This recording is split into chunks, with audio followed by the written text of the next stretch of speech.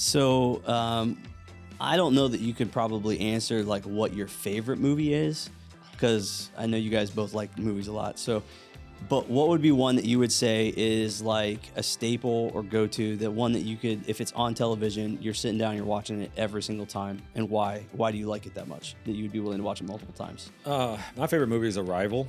It's a movie. Yeah. You've seen it? Yep. It's real slow. It's like purposely paced that way.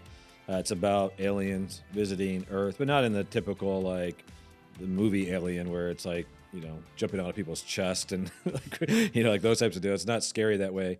It is just, I love the pacing of it. I love it's the artistry of it. Mm-hmm. It's very touching and sad and emotional. It's very clever. Like, I don't want to ruin anything, but it's just like you never quite know what's going on, and then like it all comes together. And so yeah, it's probably a movie that it's one of the few movies that I have just watched like from beginning to end many times. Mm-hmm. A lot of times, you know, like movies, I'll kind of skip through parts that I like, especially if it's like an action movie. I'll like skip forward, but I love that movie. I also love Interstellar. Oh yeah. So I kind of have like a sci-fi theme in that sense, but Interstellar is the same thing. I love the storyline, but I also love like it's emotionally grips you. Oh yeah. So yeah, I had to watch that one a couple times, like to wrap my mind around it. Like, but that's sometimes I think that's a good movie. Like, yeah. If you can watch it enough to enjoy it, but also recognize I don't know if I got all of it, right? And then you watch it again and like it more. So I liked it more the second time after I understood it a little bit better. Anthony, what I about don't you? know if I have the one we were recently having this conversation. So one that I think is really funny is with Steve Carell's Crazy Stupid Love and Ryan Gosling. That one is really funny. I've watched that one several times. I don't think I've ever seen. As I say, Crazy Stupid Love. It's actually, I think the guy who wrote This Is Us, which obviously was a big hit for a lot of people, wrote that movie. The TV show. I mean, yeah, the TV show. This Is yeah. Us? Oh So man, the worst. Golly, tearjerker. The worst. Yeah, but that's why I think I like this movie, because you have this great tension of like, you have extremely funny moments. You have moments where you're like, ooh, that's gut punch. Like moments where you resonate in the saddest of ways. So you have the spectrum of emotions in that movie, but there's also just some really funny one-liners in that movie. You know, when you first said it, I was like, I've never seen that. I should check that out. And then now I'm like, there's not a chance. No, you should definitely check it out. It's a great movie. Did you like that show? I did. That show. It was heart-wrenching, but I liked it. Heart-wrenching. Yeah. So Mary and I tried. I think we got through season 1, and I was like, is every single episode going to be like this? And then season 2 started, and I was like, I can't do it. And so we stopped it. It was hard, man. I was thinking, I mixed that up. I was not thinking of This Is Us. I was thinking of Parenthood. I've heard they're similar. I've never seen Parenthood. Okay, so I never saw This Is Us. Cassie and I watched Parenthood for a while, and it was like sad. Yeah. Yeah. I'm going with my classic. Like, I could sit down. Oh wait, hold on. Let me guess it. Are you doing Rocky? Yep. Ooh, I can watch Rocky anytime that it's on. Like, and I would say the original 1 and 3, 1 and 3 are my favorites. So 3 is Mr. T. Yeah. Oh yeah. Yeah. I loved Mr. T as a kid, so like I just like his character in that movie. So I like 80s and 90s stuff in general. Like one movie that they recently, this is a couple months now, they put on Netflix was Uncle Buck with John Candy, and that is such like it just connects with my childhood. I remember watching it. My parents, because it was an 80s movie. I think it was 80s, late 80s, but I love like late 80s, early 90s, even like Chris Farley corny movies from the 90s. Generation. When were you born? 91. Yeah, I was just saying. Yeah, but it was like you're still, growing up with that stuff. It was still popular at the time. Yeah. So I like a lot of that stuff reminds me of my childhood. So you're talking about like watching a movie that you've seen, it's kind of comfortable to you or comforting. It was funny because you said my childhood. I was like, that was my childhood, and I know the 80s. Yeah, no, the 80s was not my childhood. No. Yeah, my reasoning for it, I love underdog stories, and I just like I like the tenacity, just kind of keep after it, keep going, that type of thing. So we're about to live out in reality Rocky 5, in that Mike Tyson is fighting one of the Paul brothers. Logan, is it Logan or Jake? I don't know. Those two I get confused. That's absurd. What a money grab. Yeah, you know what? Like, so the Paul brothers. I'll tell you what. Even as old as he is, I bet he gives them a run for his money. No, that's what I'm saying. Like, I don't think they're legit boxers. So like, in my mind, I'm like, you have fought some guys that are not very good skilled. I think one of them fought Mayweather, but anyone who watched that fight knows that was a joke. I mean, he wasn't really punching him and stuff. Tyson's off just enough and competitive enough. Oh, he'll knock that dude out. He's going to knock him out. And so, like, I'll watch that. It's going to be on Netflix, I guess. So I already Is have it really? Yeah, so I already have a Oh, that's subscription. This is a awesome. big money grab, but there is something particularly enticing about thinking about Mike Tyson in his older years knocking out one of the Paul I remember brothers. watching some of his fights when he was young, and I was like, that Dude guy was is brutal. an animal. Well, do you guys remember when George Foreman came back out of retirement? At first, it was like a joke. People were like, And he beat him. This is so dumb. And then he won. He got the belt. I mean, he went and knocked out some legit guys, and you're like, oh, he's a real fighter. Yeah. If you almost wondered to some capacity, is this going to ignite round 2 for Tyson or round 3, however you want to look at it? All I remember from, I think it was in the 90s, was like the Evander Holyfield where he bit his ear. Yeah. Like bit We a chunk paid of his for ear that. off. Me and my friends paid for the pay-per-view. Oh, man. That was So crazy. I was frustrated. Well, welcome to the Branch Podcast. Anthony, Matthew, and I are back for our weekly conversation, and we're glad that you're joining in with us. We're kind of giving you a preview of exactly what we're going to be talking about today. Today, we're going to be talking about the role of Christian life and culture. How do we engage with the culture? Are we meant to completely withdraw? Are we meant to completely adopt everything from culture? And how do we just kind of live our lives in the American culture that we live while being Christian? And so we're always inundated with media, with television, with all the things that honestly we enjoy and love in certain ways. So figuring out how we discern and how we do that. So that's the conversation we're going to be kind of going through today. So let me just start with this question. How do we live as Christians in this non-Christian culture? We've obviously probably won't hold to this stance because we just talked about how much we enjoy media, but do we completely reject it, or do we completely embrace it, or do we have to find a way to find the in-between? Yeah, I mean, I guess, if I had to pick the options you just gave, I'd say the in-between. But I think for us, it always is recognizing, first and foremost, what is our calling. Mm-hmm. So there really are so many layers to this. The first is, as individuals, we have to give thought toward how something is impacting us, our minds, our hearts. And that's, I know we'll go deeper into this, I'm sure, at some point. But how is it impacting my value system, how I think, how I process, how I act? So there's that side of it.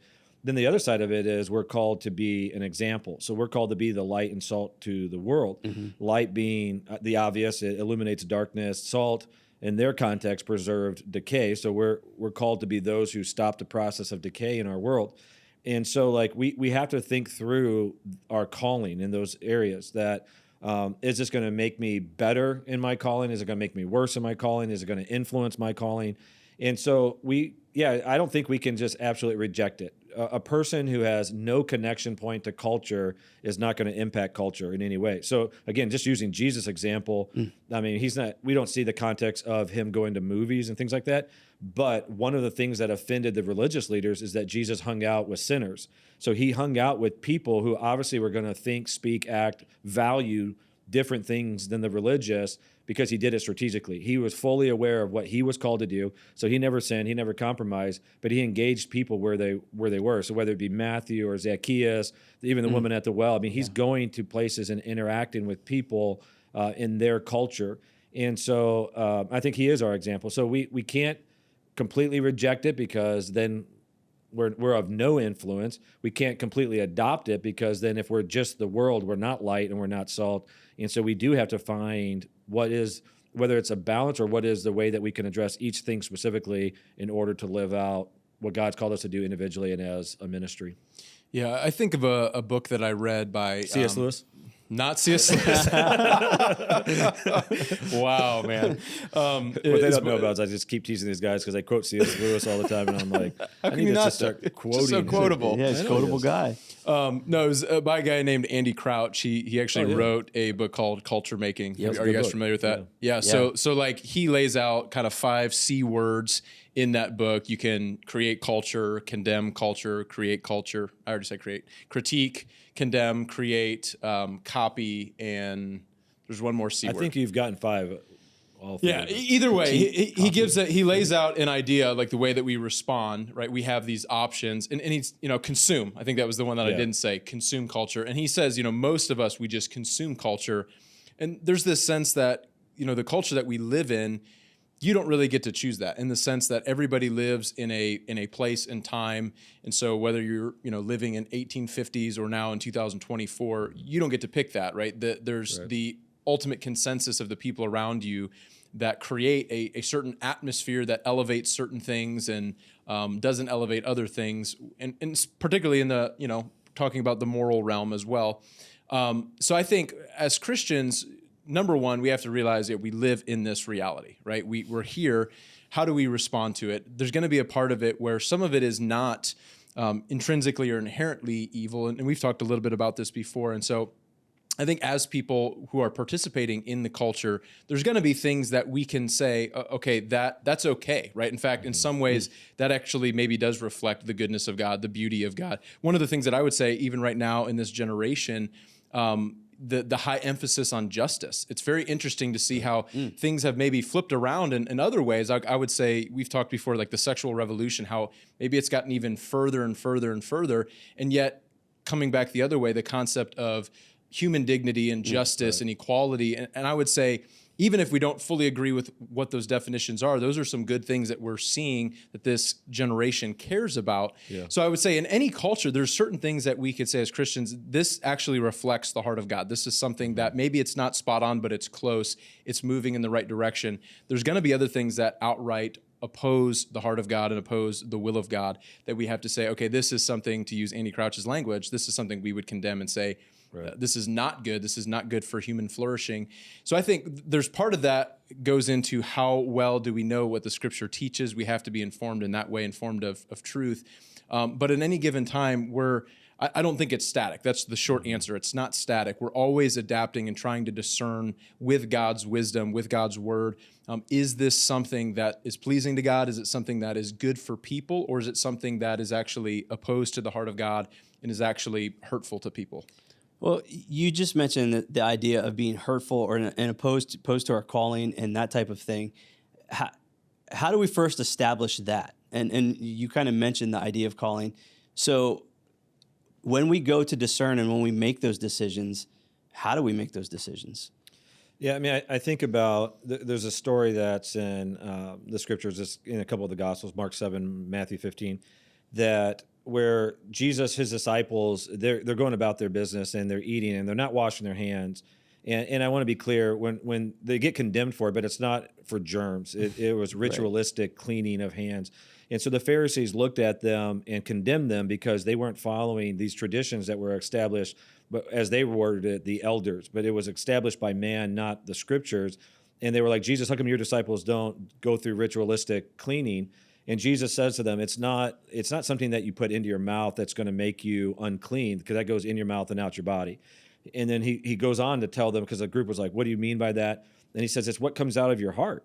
And he then explains to them that what comes out of the heart is what actually motivates all of the sinful behaviors of their life. And he makes a list. I mean, he says, like, and it's not a comprehensive list, it's just to give them an example. He talks about jealousy, envy, lust, sexual immorality, like anger, violence, malice, these types of things come out of the heart.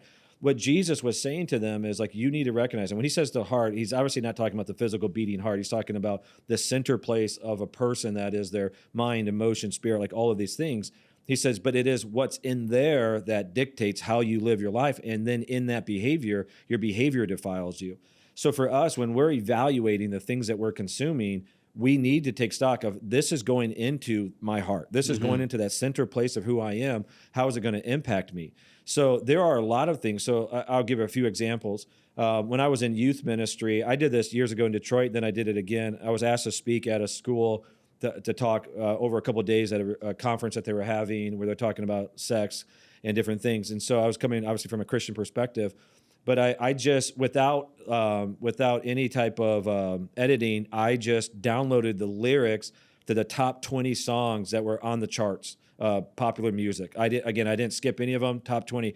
And I read the lyrics out loud to the students. And this won't surprise you guys, but it was deeply sexual. I mean, perverted even. Yeah. It was gross. And this was probably 10 plus years ago. And so even now, I think they're even more vulgar. But the reason why I said, okay, so like I'm reading this and I'm talking to them, this is what's shaping your guys' understanding of sexuality. This is what's shaping your understanding of what's good and permissible and even enjoyable, things you should strive toward. We've talked about this often, both on the podcast and also just personally as friends, the damaging effects of watching the news all the time, and especially if it has a political bent to it, that starts to shape how you think. That starts to shape how you feel. A person who is constantly consuming one side of the news, so whether you're liberal or conservative, and you're consuming it, both of these medias are going to convince you the other side's the enemy, the other side's evil, everything's falling apart. And so you consume that and you start to think of other people as the enemy. You start to feel unrest because it's telling you that the world is falling apart. So like, I'm just giving you a couple examples of these are the types of things that they go into your heart, and then all of a sudden your behavior is not living the life that God's called you to. You don't have the peace that he wants you to have. You don't have the love for people that he wants you to have. And so like, we have to understand that everything that we read, listen to, process is going into our hearts, and we have to take stock of that. I'll give one last example.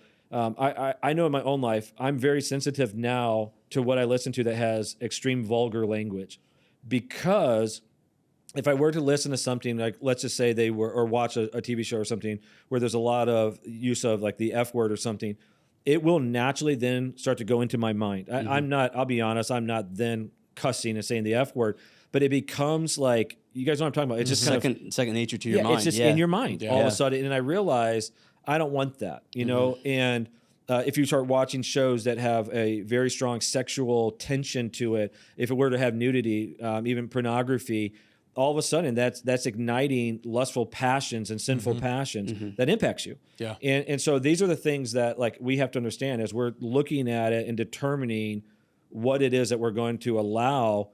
We have to first ask the question, how will this impact just me in general for what God's called me to do, let alone my calling?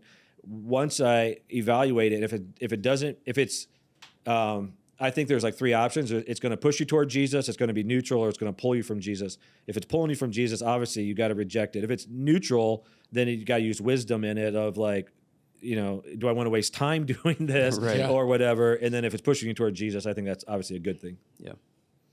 Yeah, I mean, I don't have a lot to add to that. I'm right there with you. I think most people don't realize that, because we almost think in this framework of, well, it's entertainment, right? Right. The reason why we listen to music, the reason why we watch movies or TV series on Netflix or streaming services, whatever, is because there's some entertaining element to it.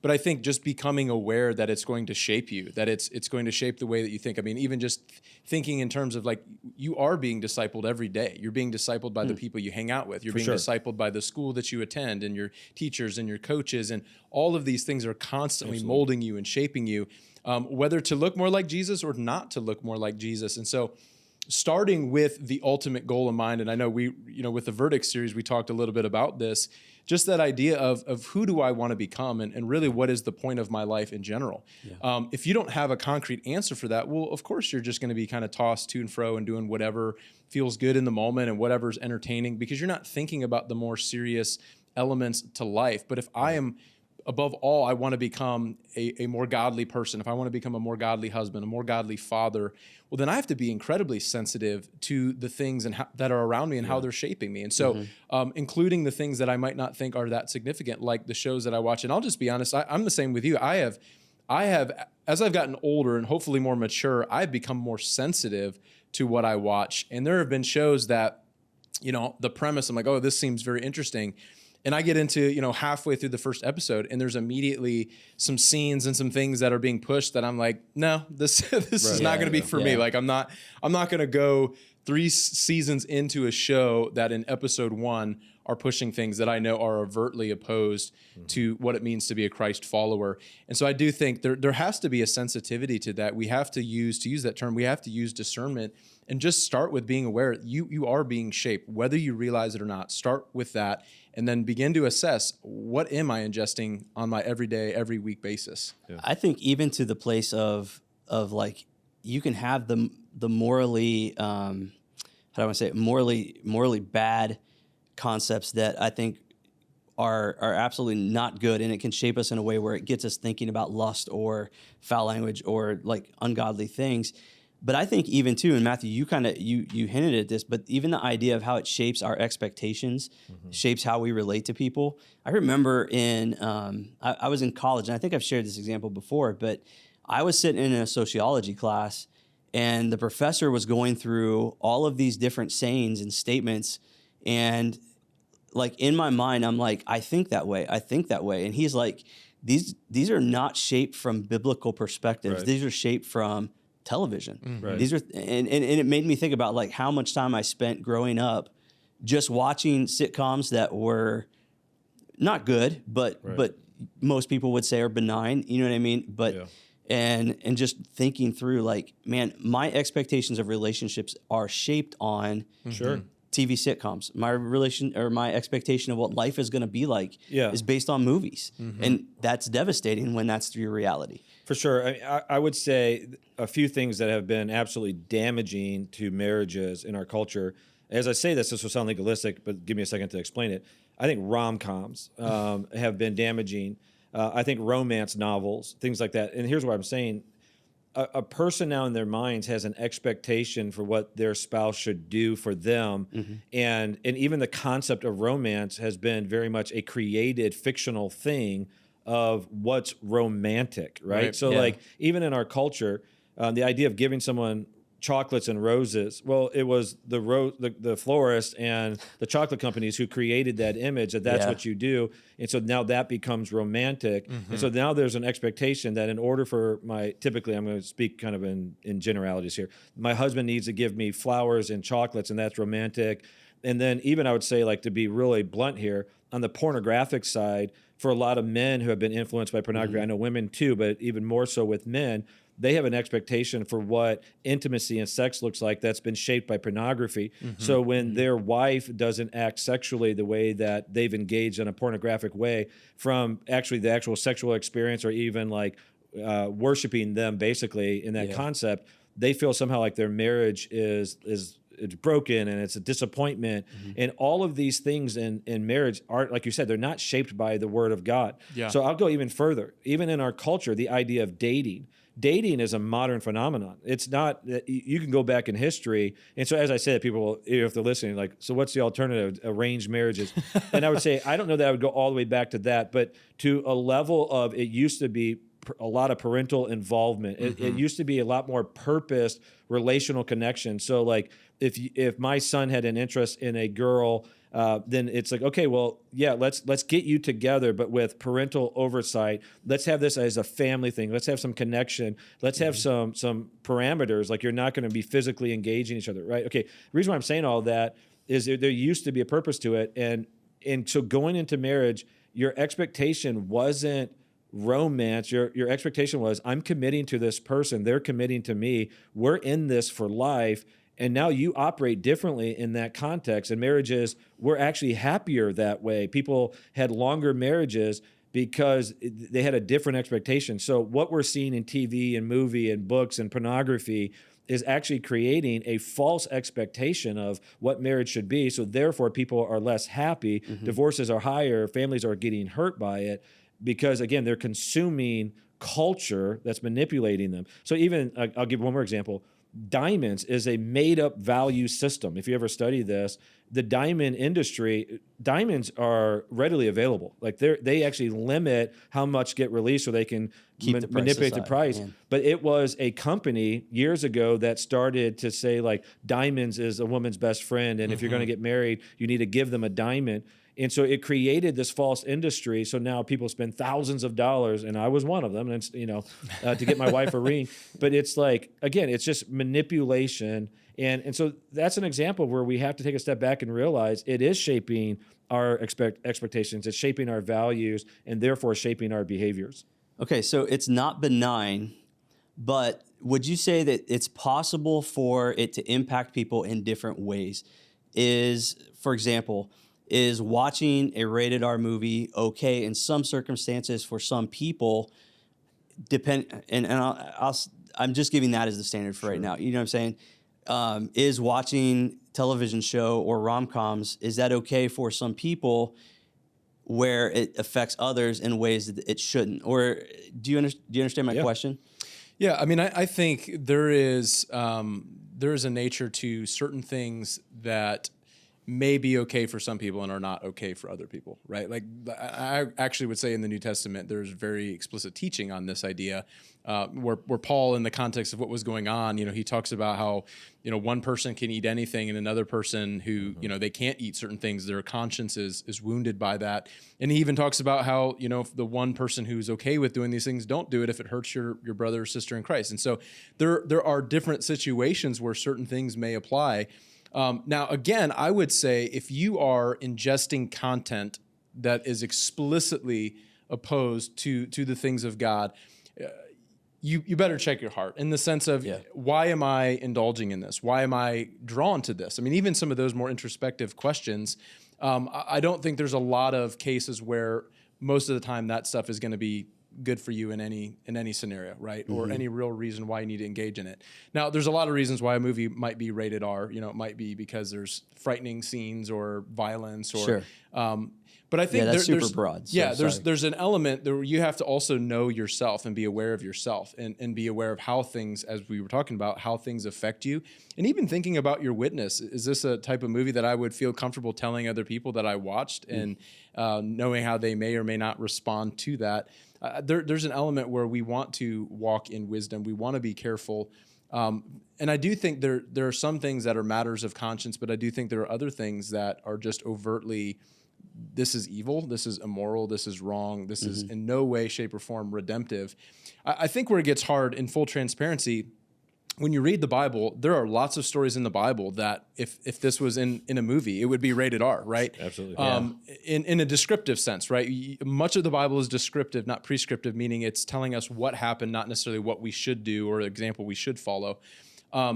So there's people who would push back to that whole concept, right? To say that sometimes in a rated R movie, there are things that might be in that, but there are things that would parallel to that in Scripture. And again, I think for me, it's really about motivation, and it's also about the effect. If you're allowing it to affect you, if it's shaping your view of sex, if it's shaping your view of violence, if you're watching for a long time, you'll get a kick out of this because you guys are constantly making Italian jokes, or at least your brother is. But my brother is. The mafia movies, like, man, there was a long time I loved mafia movies. And the truth be told, as I look back on that, it's because there was something appealing about this kind of no nonsense.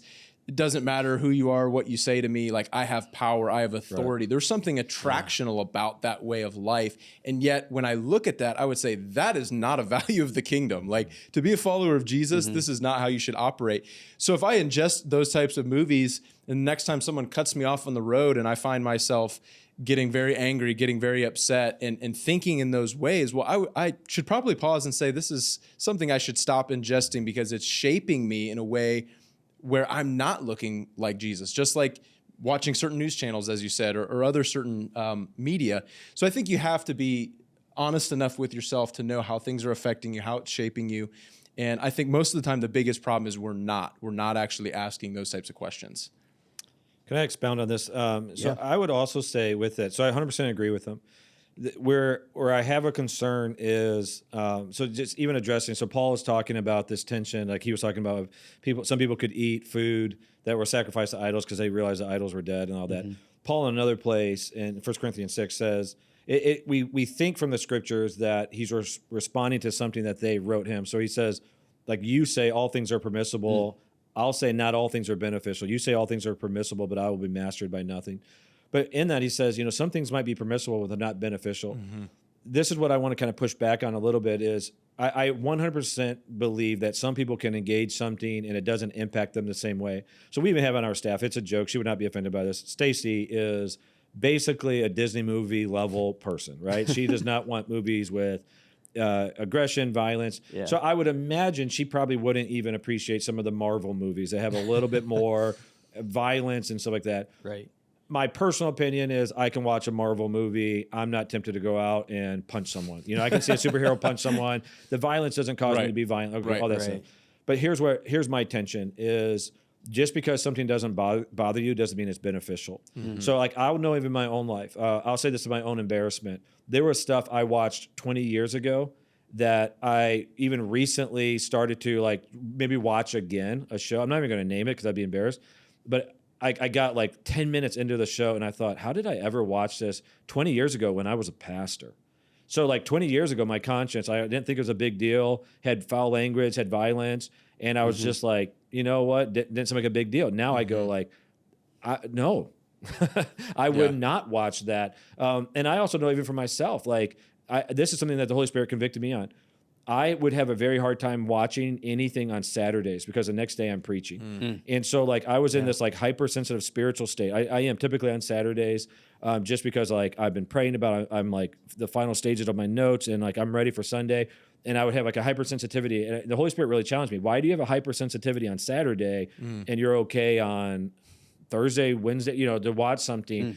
And so, like, I think that it is important not just to go, is this upsetting me? Is this making me uncomfortable? But to take a step back and go, is there a better thing that I can be watching? Sure. Should this be bothering me? Because I do think there are people that will say, like, oh, it just doesn't bother me. I can watch nudity. I can watch in a TV show, movie. I can hear foul language. I can have violence or darkness. Like there are people that will watch horror movies and or like reality TV and stuff like that. And they're like, oh, it doesn't bother me. And I'm like, it should though. And that's the tension of it. And I think too, for me, it's not devoid of those discernment pieces, but also the part where, like, what am I missing in my relationship with God by taking the time to spend in those things? And it might not be bad, but is there a season in my life? Is this a moment in my life where God wants me to more focus on spending time with Him, on seeking Him, on keeping my mind engaged in different ways of encountering and loving other people? I know I've just been walking through a season where that's been an extreme conviction of mine, where I've been trying to be super purposed about that. So I think there's just different seasons. I think there's different people types, and the biggest key, and I think the question that really came to my mind when I was thinking about this topic was that passage out of 1 Corinthians. How do we get to the place where we ask what is beneficial for me, not what is permissible? Like, as I was thinking about this podcast, that was the question that kept coming back to my mind. So even talking about that, think about, so there is some stuff that we're talking about that can obviously be damaging, but what if something is not in and of itself damaging, but it's replacing something that could be beneficial? So in the sense of what you were just alluding to, so like for a person, if they were to ask me, is social media in and of itself wrong? Is it sinful? I don't. There are elements that I could make an argument on. Is it leading you to think worse of people? I could. I know the scriptures well enough. I could make a sermon out of this, right? In that sense. But what I would probably say is like, no. But what if a person is on social media? Like you'll hear it. Like I remember even talking. I'm not going to say anyone's name, so I'm not trying to embarrass them. But talking to people, and they would tell me like, I was on TikTok for 7 hours yesterday. Okay. A situation like that, you go, what could you have been doing during that time that could have actually put something beneficial into your heart? And I'm not just saying like, instead of watching TV, you need to always read your Bible. I just don't think that that's realistic. I don't think that's an expectation. But it does matter. Like, are you spending quality time and having a passion to instill in your heart the things that are beneficial? So for me, I felt a strong conviction this past year that I've shared it before, I think, but it's before anything else. It's just a phrase that God gave me. Before I do anything else, He wants me to engage Him. So I do my devotions now in the morning before anything else. So before I read, I probably feel a conviction on that. I do Versal, almost number one. It's a game that we all play, and I send it out. Okay, so that's one thing. But it's as soon as I wake up, it is the Bible. That is true. So that's somewhat spiritual. But I mean, like once I get up, once my brain gets going, before I'm engaged in anything else, I'm doing my devotions because I want to start the day putting into my heart. This is what's valuable, and we all know this. Like that simple exercise can set the whole trajectory of your day. So even today, I was touched today. I came in today, and you're finding a spot to do devotions, and I think you were in a spot doing devotions, right? Like, it touched my heart that like we have leaders that are saying, before I start anything else, this is critical to me. And that's what I think a lot of people are missing is they're asking the question, is it this good or this bad? But it's like, let's go even further and say, but what can you be purposed about to put into your heart and life? Yeah, and I think this really is the conversation around, and a lot of people struggle with discipleship because we keep trying to fit it on top of Right. all of the other things that we're ingesting, and really it's a reorientation around following Jesus. Then possibly there's time to engage Yeah. cultural media in different ways. So Do you know one thing that's like super convicting to me? I don't know if this is everyone or it's just me. Do you guys get like an alert every week of a weekly report from your Apple phone of how much time you spent on it? Yes. yes, When does yours come through? Do you guys know? I don't know when exactly. Yeah, it's like once a week. It gives you your whole weekly report. Mine, for some reason, comes through at 9:03 a.m. on Sunday. I don't know why. I never set it for that, but it started coming through like the first worship song on Sunday. So I'll have to like make sure I turn my phone on Do Not Disturb. But I remember a couple times I'm in worship, my phone like buzzes, and I don't know if it's one of you guys, like someone at church.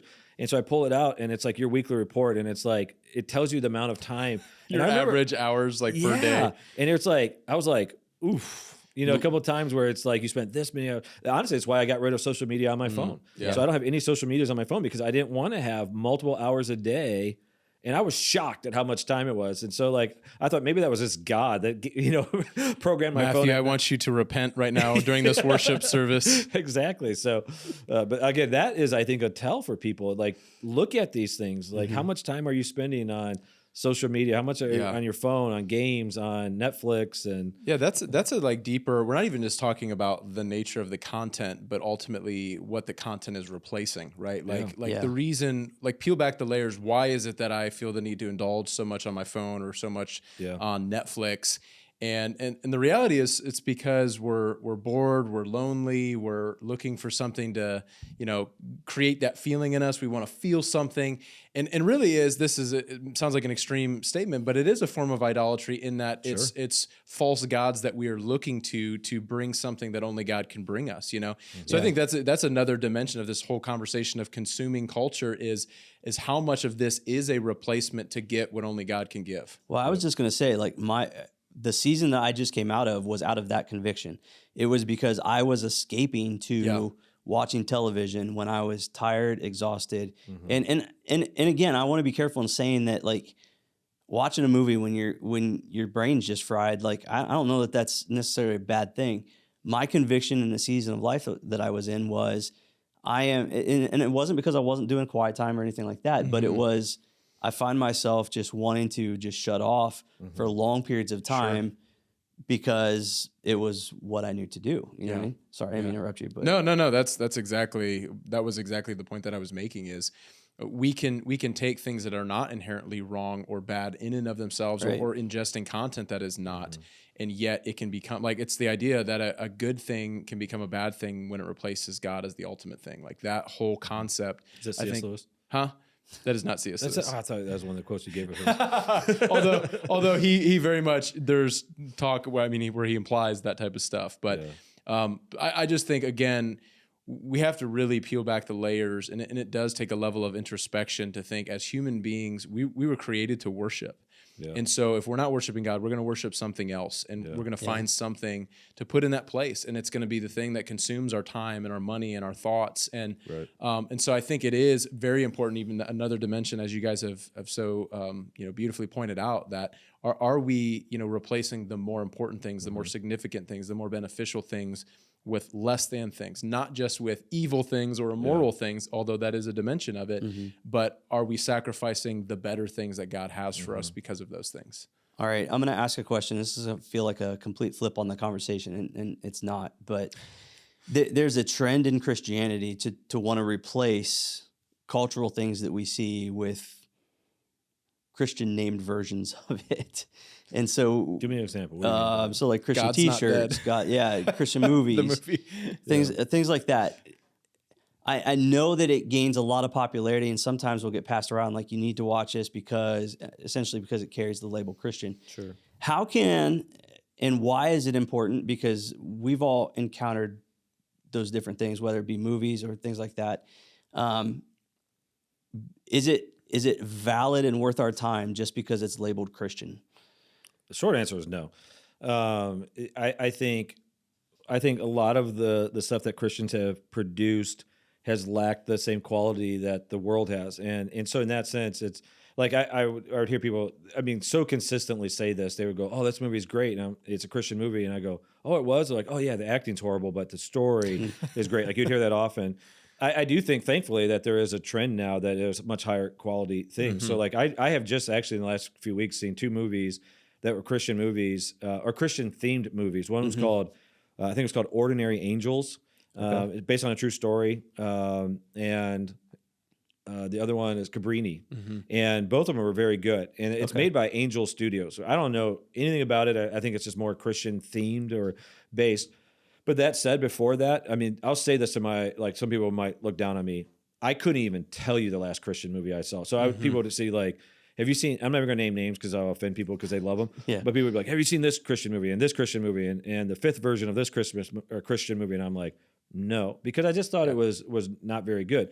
But that said, I'm not against Christians getting into this industry and getting better and better at it. So like going back to what Andy Crouch wrote, one of the things that he actually, the premise of his book was Christians should be the ones to cultivate. I mean, they should be the ones. You have to create culture. Yeah, create culture and then cultivate it. Yeah, so those are 2 of his C's, where he was, in the book, he references the idea of like Adam and Eve were given the garden to cultivate it and continue to grow it and create new things. And so like, I'm excited for that. I'm excited that we're finally, as Christians, producing content that's good. So even like The Chosen is wonderful. It has some elements to it that do still feel Christianese to me. In the sense of, there's this thing, I'm not going to critique it here, but like, there are some things that I go like, it's this or that. I would do it differently, this or that. But overall, it's very moving and very touching. But like some of the other stuff that's coming out, I'm like, that's really good. And here's what I love about it is that Hollywood has taken notice that is a market. And so they're even starting to target with more clean-based movies because they're realizing it's a market that they're money-driven, but who cares? They're money-driven, but because we've made it known that we will consume higher quality, less offensive content, they're starting to make it. So I think that's a good thing. So I celebrate that. So if they're making TV shows and writing books and stuff like that, and it's Christian, that's great because we should be a part of culture that way. Yeah, I'm right with you. I've never been honestly a fan of most Christian branded things, and it's pretty much solely been because of the quality. I think for the most part, the last 20 years, the quality has been subpar.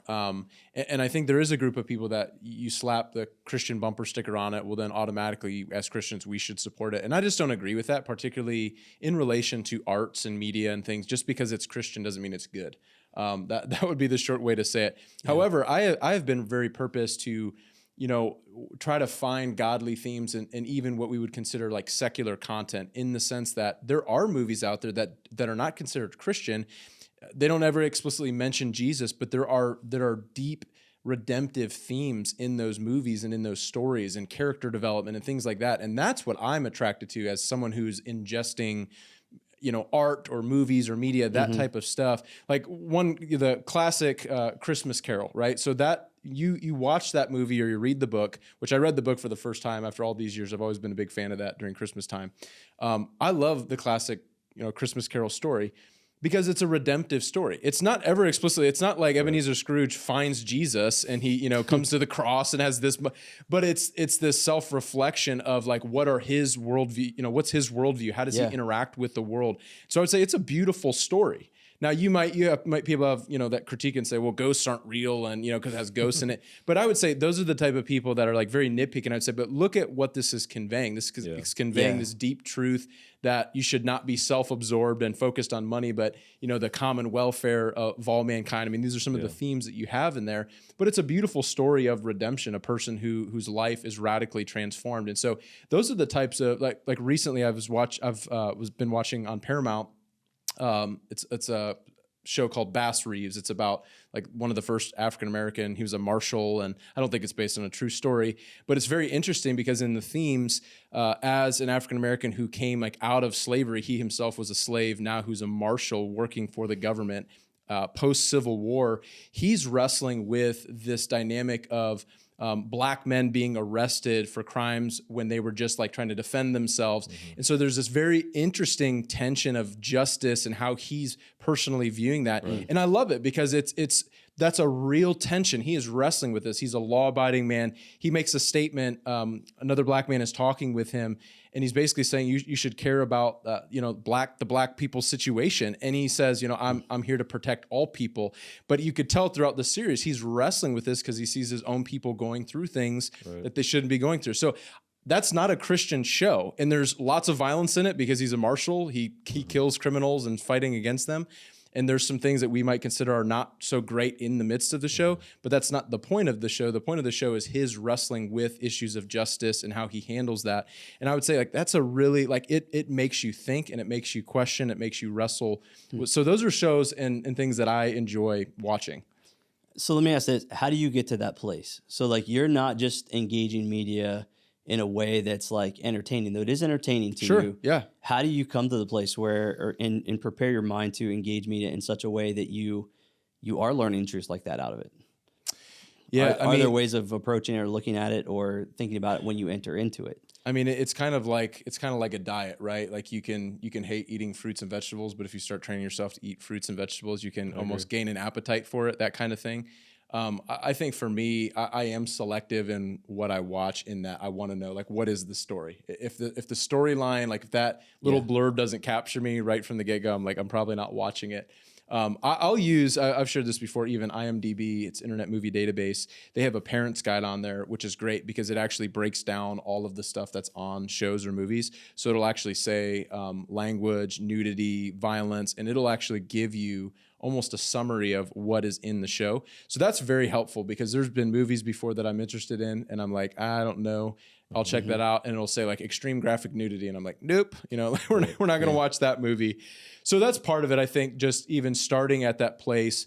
But in my position, being a pastor, being someone that loves Scripture, loves theology, for me, it's just the way that I've started to view the world, right? Everything is really theological. That's the way, that is the shortened summary of it. Everything is theological in that it's pointing to a greater message. And whether that message, again, is opposed to the will of God or something that is a distorted truth, or it's something that's affirming it, that's where I would say something doesn't necessarily have to be explicitly Christian to be a redemptive story, a story that's pointing to these deeper truths of God that we see in the world and what God is doing. So for me, I don't know if I have a straight answer for you other than that it's something over time that there's just little things that I do depending on, reading the blurb of what a movie or show is about, checking to make sure it is not entirely inappropriate and it's not going to be something that I would be embarrassed to share with somebody else.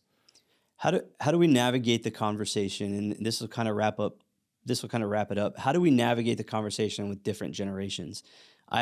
What I've noticed, even being a parent, things that my kids think are okay versus what I think is okay, oftentimes differ. So how do we navigate that tension that sometimes it might not hit the generation that younger than us? Is it generational different? Is there play for generational difference in this conversation, or is it that they're not really just seeing the full picture? Do you understand what I'm saying? I do. I think the best way to handle it is with an iron fist. No, I'm just kidding. No, so here's what I've learned with my kids. So we would be considered on the spectrum very strict. So I think if you were to ask any of my 4 kids, they would say they have an incredibly blessed life, a very enjoyable life. We go out of our way to make it fun and engaging. We are very strict. They would say those things, and in their minds, those aren't completely in conflict.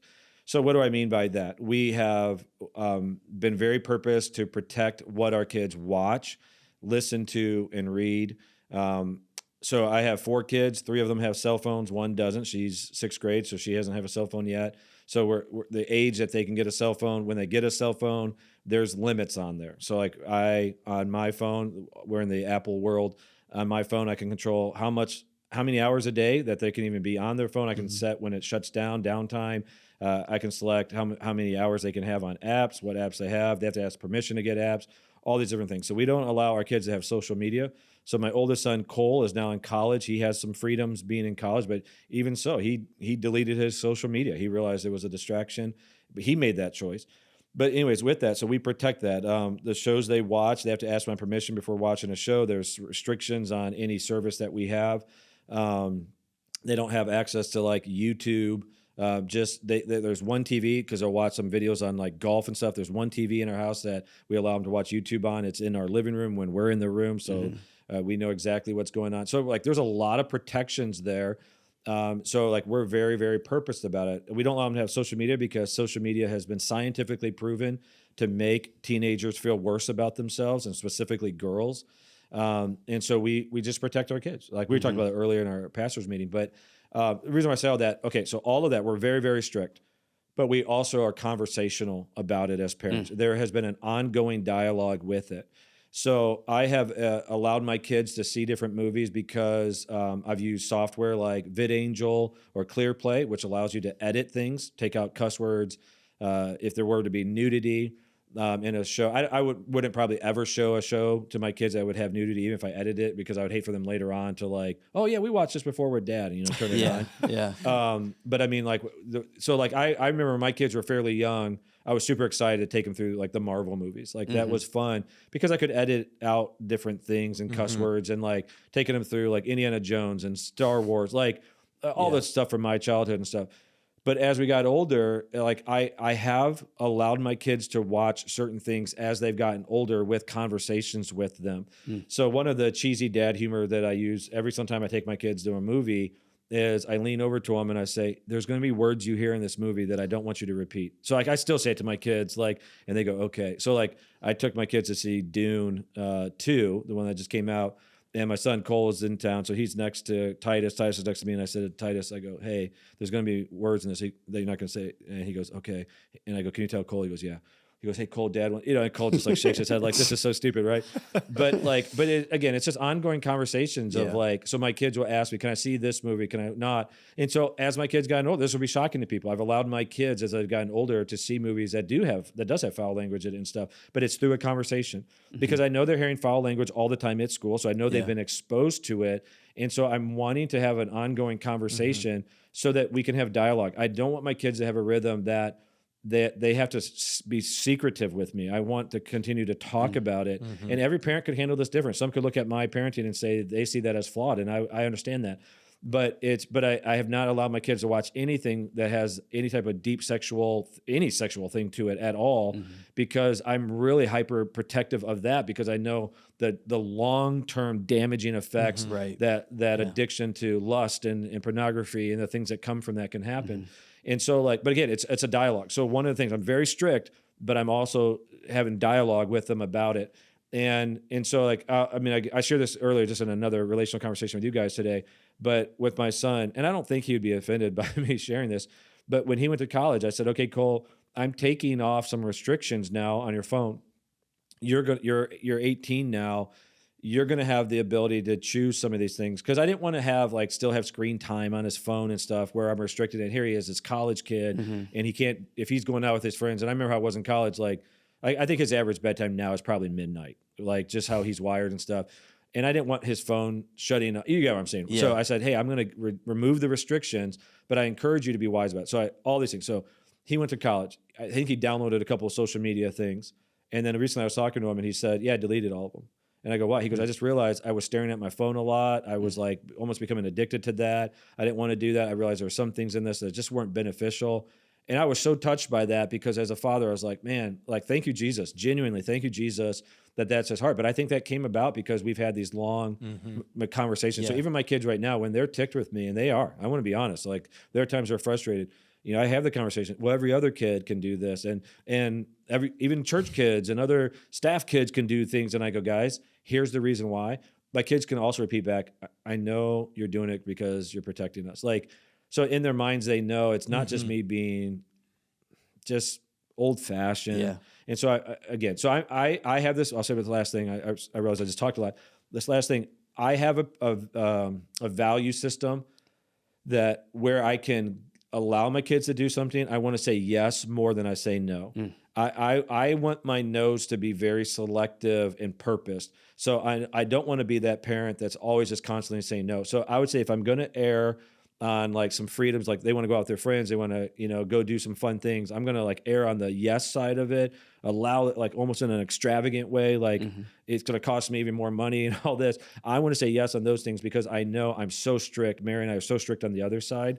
And so I think that's helped my kids. I've like increased credibility with my children. They know I want them to have fun. So like I take my kids to movies more than they go by themselves. So like that's been I love movies. I've always loved movies. Yeah. But again, it's just really purpose. So like even this past week, there's like 3 movies that came out that I could take my kids to. There's one with Mark Wahlberg and where he's like doing this race and there's like a dog is the main character. It's like a feel good story. I was like, oh, cool. That's a movie I could take my kids to. There's Kung Fu Panda 4. I'm like, that's a fun movie. I don't know if you've seen the other ones. Like it's fun. Yeah. And there was like another one in there too that I was like, oh, I could take my kids. So I was excited because I go, we get to have this experience and they know that. So now my kids just expect it. When a big movie's coming out that's going to be clean, they're like, Dad's getting tickets. And I do. And you guys know, because I'll invite you guys. I'm like, hey, you guys want to go? I'm taking my kids to a movie. Yeah. Yeah, I love how you coupled both protecting but also teaching them how to make decisions, like in the example you shared with Cole. I think that's so important. Well, guys, do you guys have any other thoughts, any other key things that maybe we missed in the conversation that you want to highlight before we close? I know I just talked a long time, but I'll say one more thing. I think I would encourage people to really monitor the things that are damaging your heart that you might not even realize. I don't want to sound like an old person that is old fashioned, but I think social media, it is no longer a secret that it really is damaging people. It's damaging relationships because it's creating tension, because you're seeing everyone's thoughts, and people are more aggressive in the digital realm than they are face to face. And so there's a lot of damage that way. I think for a lot of people, it's damaging their view of themselves and their lives. Social media is a highlight reel. So like if people are putting stuff out of there, they're putting the best of their lives. And so it's very easy to look at it and feel like you're failing. They're going on vacations and you're like, what they don't show you is they're also in debt. They have these nice new cars. What they're not showing you is the monthly payment, right? There's all these different things. And so I would encourage people that it's not about, it's the question, is it beneficial? It's not like, is it a sin? I don't know, but I can tell you it's not beneficial. So protect your mind and heart that way because it really is impacting you more than you realize. Yeah, I just would say, realize that everything, as we've been saying, everything is shaping you. Every single day, everything is shaping you. And we get to choose what we're allowing to do that. That's the goodness of God, is He allows us to choose what it is that we are shaping what we're allowing to shape our lives. So I think just starting again with that assumption, not to go on and reiterate what you said, start there, start with that realization. I remember I preached a sermon one time and I used Play-Doh kind of as an illustration, just saying like every single day, these are the things that are molding you, shaping you, deforming you. It's not just your upbringing and your parents and your family dynamic. It's every single day and it's ongoing. It wasn't just one time in the past. It is ongoing. And so, just make wise decisions and ask yourself, who do you want to become? Who is the person that you want to be?